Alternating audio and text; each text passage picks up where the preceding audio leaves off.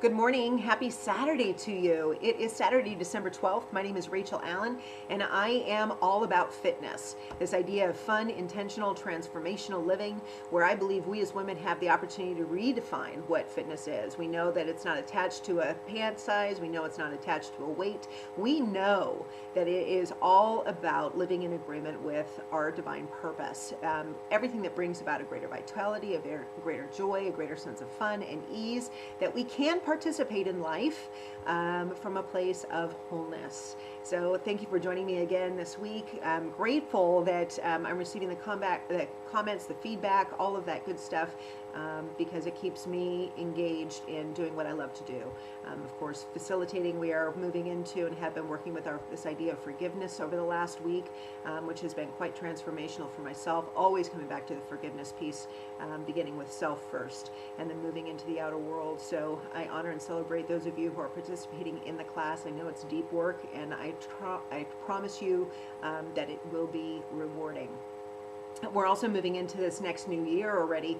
We're only a couple weeks out from 2016, and fitness now has a space to facilitate workouts. So I will be posting information up on our Facebook page, so stay tuned if you want to be a part of a workout group. We're going to be doing just general fitness at this point, and also the Fitness for Brides will be starting right after the new year. So that information will be out there. If you're a bride, if you're a wedding vendor and you know of a bride that would like to participate in a fitness group, all of my information will be up there, and I look forward to hearing from all of you. I'll always put my contact information at the end of the video, so feel free to call me, text me, email me, Facebook me, whatever works. I'll know that we get in touch. I just look forward to 2016. It's already a great year.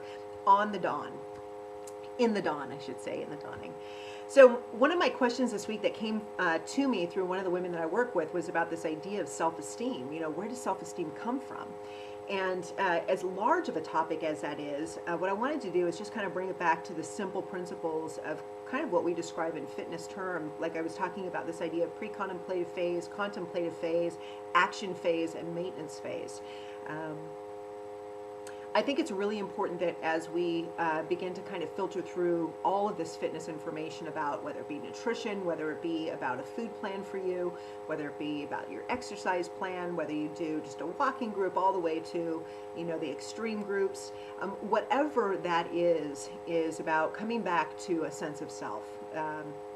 I think once I began to describe and define, and not in a limited way, but began to choose, if you will, a life purpose. For me, it was freedom. In my early 20s, I really wanted greater freedom, really around money, to be quite honest.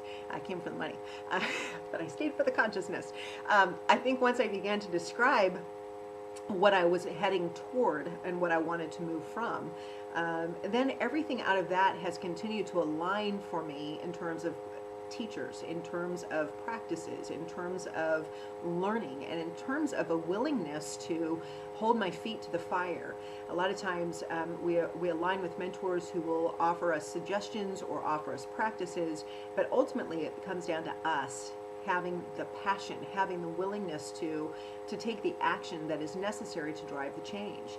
And unfortunately, that can't be something that's taught. I think that's one of the most difficult things. I think that as a facilitator, you know, I think it's and somebody who's been taught, I think that there's a level of wanting that's within us already. Otherwise, we wouldn't be seeking the information, which is like we talk about that pre-contemplative phase. And then there's the next stage is, like I said, that willingness to take the action or an action. Maybe not sign up for a long period of time, but we're kind of beginning to seek. We might be being willing to look at food plans. We might attend a group or two, or we might check out a personal trainer, whatever that is. But until ultimately I'm clear about what my purpose is, what is driving the bus behind the action, that's what continues to keep me coming home to my home base of understanding life freedom. Now, it doesn't mean that I'm going to meander off course from time to time, because fear will always take me off course. I've been there, done that, and most recently, I've done it in a couple areas of my life where I've allowed fear to drive my bus and pull me off course. However, the beauty is that innately within me, I know my purpose. And so as I begin to come back to my home plate of freedom, I began to know that I can loosen the reins and let go of that behavior, whatever the situation is, and come back to myself and begin to realign with, come back to my basic practices, which will once again reinforce and allow a greater self-esteem to manifest again. And it's not about it being there all the time. I don't think that any one quality of anything is there all the time. I think the divine qualities are there all the time. However, my awareness of it isn't there all the time. Let me word it that way. So self-esteem comes from knowing who I am, knowing whose I am. I've heard it described that way. Good old Michael Beckwith, I love that. It's like once I knew what I am as an individual, then all of a sudden everything just kind of flows from that place. So self-esteem is a practice. It's a conscious choice. It's something that does not come just by thinking about it. It comes from congruent action. It comes from understanding where you're headed and taking the actions necessary to get you there. And once again, it's not about perfection. It's about a willingness to continue to hit the mat and to acknowledge where there are bumps in the road and to acknowledge where we're having fears and we're having beliefs that come up so that we can alleviate those, so we can let them go, so that we can continue to propel our lives forward or allow the universe to propel our lives forward. And that's the beauty of this life process, is trusting that we get to support one another in our ups and as well as those moments where we feel completely challenged and completely unplugged, to remind ourselves and one another that we can never, ever be completely off the path once we choose to be on the path. I think that's the most beautiful thing about this process, is just trusting the learning curve and trusting the process in and of itself.